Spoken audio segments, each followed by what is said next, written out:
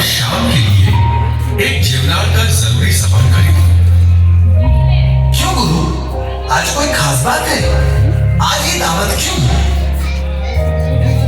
शाम को बताऊंगा, अभी जाओ, जल्दी से सामान ले आओ, फिर हम लोगों को कहीं चलना है।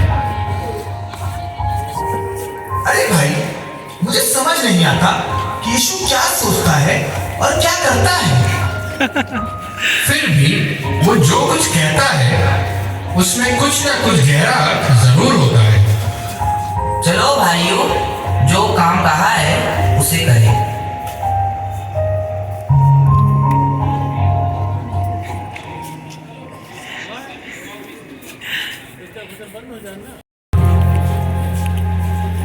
लगता है आज हमारे बच्चों को रोते रोते भूखा ही सोना पड़ेगा। अब तो घर में एक अनाज का दाना भी नहीं बचा। तुम्हारे कमाए हुए सब पैसे और जेवर जेवरात भी खत्म हो गए हैं। अब तो कुछ भी नहीं बचा। इससे बुरा और किसी के साथ क्या हो सकता है?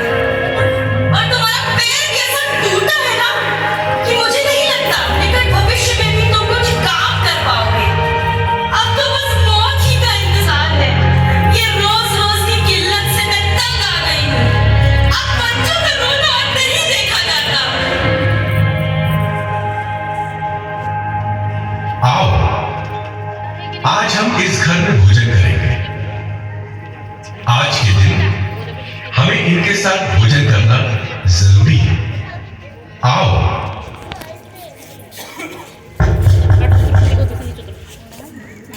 आज मैं और मेरे शिष्य तुम्हारे संग अंदर आकर भोजन करना चाहते हैं। क्या तुम हमारे लिए अपना द्वार खोलोगे?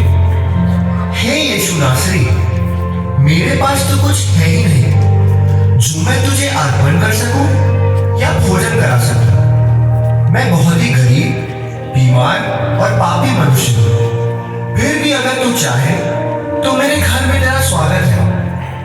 आओ।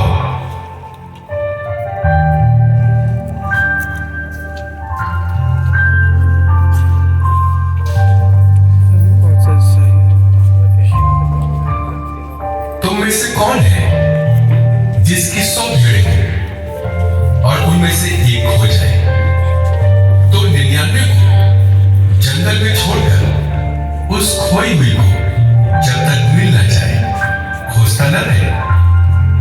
और जब मिल जाती है तब वो बड़े आनंद से उसे कंधे पर उठा ले आता है और घर में आकर मित्रों और पड़ोसियों को इकट्ठे करके कहता है, मेरे साथ आनंद करो क्योंकि मेरी खोई हुई भेड़ मिल गई है।